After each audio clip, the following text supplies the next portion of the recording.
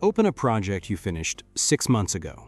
Change one line, export the file, and close the app. Now, try to stop paying for it.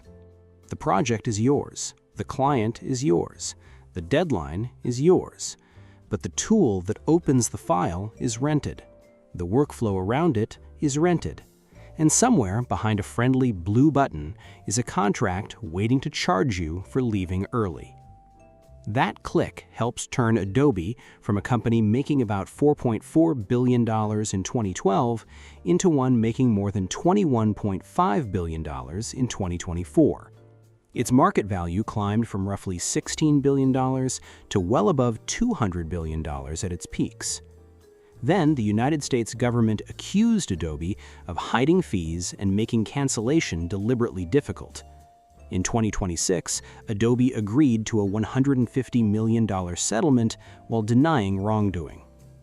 A masterclass in software growth, and apparently in placing a filing cabinet in front of the emergency exit. The simple version says Adobe became greedy, killed software ownership, and forced every designer to rent Photoshop forever. Satisfying, but incomplete. The subscription itself was not the original trap. At first, it solved real problems. The trap appeared when predictable revenue became more important than predictable consent. Before Creative Cloud, Adobe sold perpetual licenses.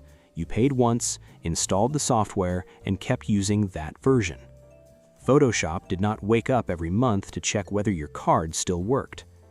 But perpetual licenses created an ugly business cycle. Adobe earned heavily when a major version launched, then waited for customers to decide whether the next upgrade was worth buying. Many skipped versions. Others used pirated software, a problem Adobe reportedly estimated at around $1 billion per year. Development continued every month, revenue did not. Investors dislike waves, executives dislike piracy, and accountants dislike anything that cannot become a smooth line moving upward. So, Adobe changed the product and the relationship.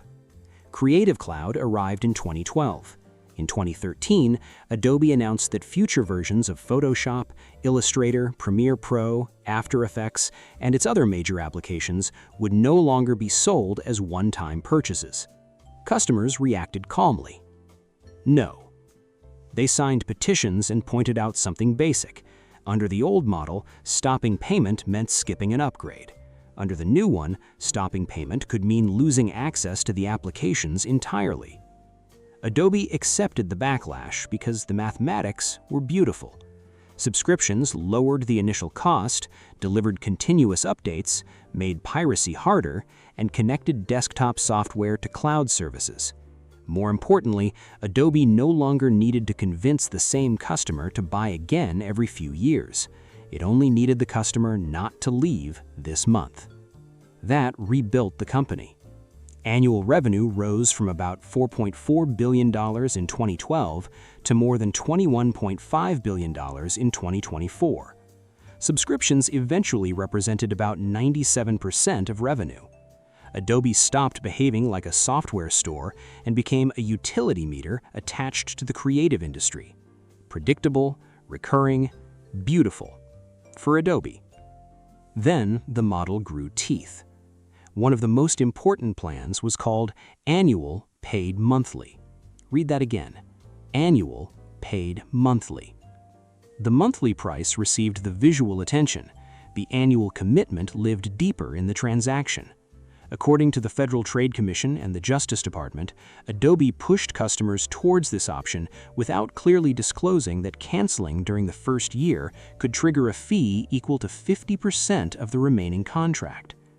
Imagine joining what looks like a monthly gym membership, trying to leave after 3 months and discovering that the treadmill has hired legal counsel. The fee was only part of the allegation. The government said Adobe filled cancellation with friction. Customers could face multiple pages, retention offers, transfers, repeated questions, dropped calls, and extra confirmation steps. Every obstacle created another chance for someone to give up and remain subscribed. Adobe called it retention. Normal people call it blocking the door. Adobe disputed the allegations. It argued that its terms were transparent, cancellation was straightforward, and subscriptions provided lower upfront costs, continuous improvements, cloud features, and compatibility updates. Then, in March 2026, Adobe agreed to resolve the case through a proposed $150 million settlement, with $75 million in civil penalties and $75 million in free services. Adobe still denied wrongdoing.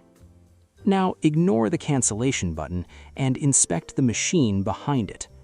By early 2026, subscriptions produced roughly 97% of Adobe's revenue. Nearly the entire company depended on customers continuing to pay. So, answer this with me. If investors measure success through recurring revenue and cancellations damage that metric, what incentive does the company have to make leaving effortless? There it is. The deeper problem was never one hidden fee. It was an organization rewarded for reducing cancellation, while customers assumed cancellation was merely an account setting. To the customer, the cancel button is a basic control. To the business, it's a leak in the reactor. That doesn't mean every subscription is abusive. This is the uncomfortable twist.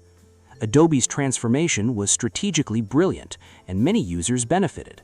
Freelancers no longer needed to spend a massive amount upfront. Teams received frequent updates.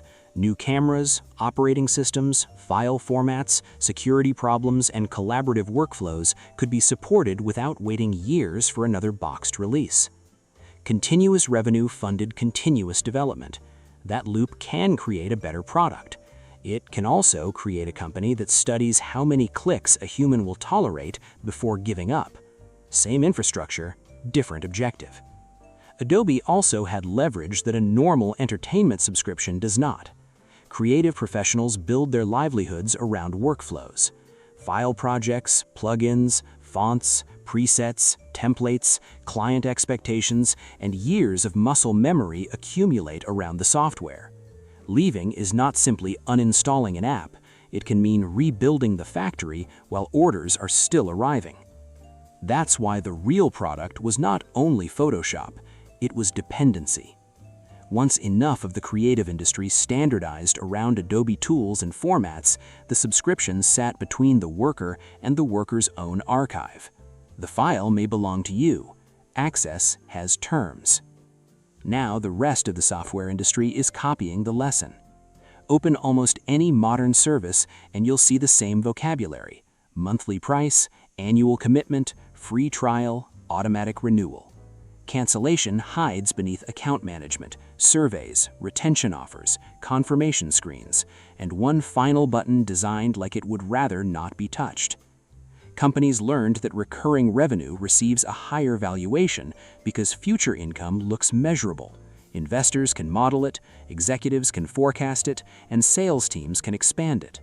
So everything wants to become a subscription. Your design software, your notes, your car features, your doorbell, your printer ink. Soon, the chair may stop supporting your back because the lumbar plan expired. Artificial intelligence is accelerating the same model. You don't buy the model, you rent access through monthly credits, usage limits, premium tiers, and features that can change after your workflow depends on them. Today, the button generates an image. Tomorrow, it costs extra credits. Next quarter, it moves into the enterprise plan. The modern trap doesn't need to lock your files. It only needs to make migration more expensive than another month. Adobe proved how powerful that equation can be. The government lawsuit and the 2026 settlement showed where it can lead when removing friction from sign-up matters more than removing friction from cancellation. We imagine hostage-taking as a locked room, a threatening note, and someone demanding money. Software made it cleaner. The room is your workflow. The note is the terms of service. The payment leaves automatically. And the person keeping the subscription alive is you, because the deadline is tomorrow, and converting 14 years of project files sounds worse than paying for one more month. Anyway, my shimmerau is cold.